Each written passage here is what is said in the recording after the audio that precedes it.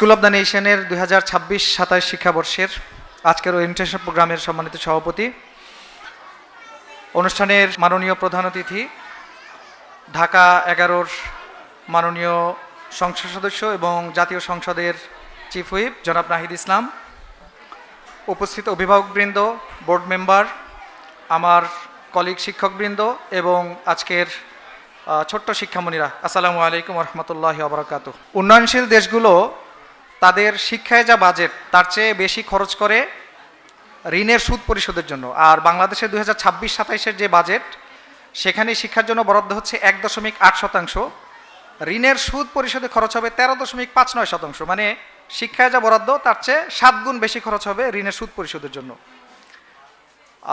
আমাদের আজকে যে প্রধান অতিথি, নির্বাচনের আগে তার যে ম্যানিফেস্টো সেটা আমি পড়েছিলাম এবং তার পুরো বক্তৃতাটা আমি শুনেছি টিভিতে। তাদের ওয়াদা ছিল যে তারা ক্ষমতায় গেলে শিক্ষা বরাদ্দ এটাকে 3%-এ নিয়ে আসবেন। তাদের এই ইচ্ছা এবং স্বপ্ন আল্লাহ কবুল করুন। আসলে একটা দেশের সবচেয়ে বড় সম্পদ হচ্ছে তার মানব সম্পদ। আরও যদি আমরা নির্দিষ্টভাবে বলি তাহলে তার তরুণ জনগোষ্ঠী হচ্ছে তার সবচেয়ে বড় সম্পদ। আর বাংলাদেশের ক্ষেত্রে খুব ভালো অবস্থানে আছে।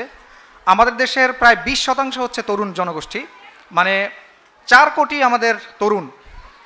এই তরুণদেরকে দিয়ে দেশটা বদলে ফেলা সম্ভব, কিন্তু সমস্যা হচ্ছে আমাদের শিক্ষা ব্যবস্থা। এটা আসলে যে মানের হওয়া দরকার আমরা সেই মান থেকে অনেক পিছিয়ে আছি। আপনারা পত্রপত্রিকার রিপোর্টগুলো দেখেছেন যে বাংলাদেশের যে ইউনিভার্সিটি গ্রাজুয়েট যারা, তাদেরকে সিঙ্গাপুর ইন্টারমিডিয়েটের মান দিচ্ছে এবং যারা মাস্টার্স প্রোগ্রাম করে যাচ্ছে তাদেরকে আন্ডার গ্রাজুয়েটের মান দিচ্ছে। এবং কয়েকদিন আগে আরও একটা রিপোর্ট এসেছে যে বাংলাদেশে যারা এসএসসি পাস করছে তাদের লেখাপড়ার মান হচ্ছে স্ট্যান্ডার্ড 7 পর্যন্ত।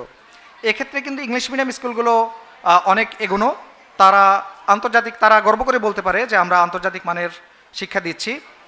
আর স্কুল অব দ্য নেশন এক্ষেত্রে অনেক বেশি অগ্রসর, কারণ আমরা কারাতে, রোবোটিক্স এবং থার্ড ল্যাঙ্গুয়েজ এগুলোকে কিন্তু আমাদের কারিকুলামের ভিতরে নিয়ে এসেছি। আমাদের 8-10টার মতো ক্লাব আছে। আমাদের অভাব শুধু একটা, এটা শুধু আমাদের অভাব না, এটা আসলে ঢাকা শহরের প্রাইভেট স্কুলগুলোর প্রায় 90% বেশি স্কুলের সমস্যা, সেটা হচ্ছে খেলার মাঠ নেই। আজকের যে আমাদের প্রধান অতিথি উনি কিন্তু এখানকার সন্তান, উনি আমাদের এখানকার এমপি। তো ওনার কাছে যে রিকোয়েস্টটা করব, ঢাকা শহরের প্রাইভেট স্কুলগুলোর একটা বড় সমস্যা হচ্ছে তাদের খেলার মাঠ নেই, যেহেতু ভাড়া বিল্ডিং নিয়ে চালাই আমরা। তো ইউকেতে কিন্তু কমন মাঠ ব্যবহার করে তারা স্কুলগুলো, যে স্কুলের খেলার মাঠ নেই তারা অন্যটা শেয়ার করে ব্যবহার করে।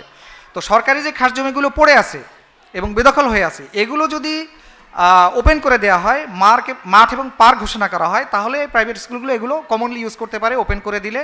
এবং বাচ্চারা আসলে তাদের খেলাটা তো মানে খেলা না, খেলা মানে হচ্ছে তাদের আকাশের নিচে দেখা এবং বড় স্বপ্ন দেখা, বড় চিন্তা করতে পারে। এই রিকোয়েস্টটাই আমাদের আজকের প্রধান অতিথির প্রতি। সবাইকে আবারও ধন্যবাদ।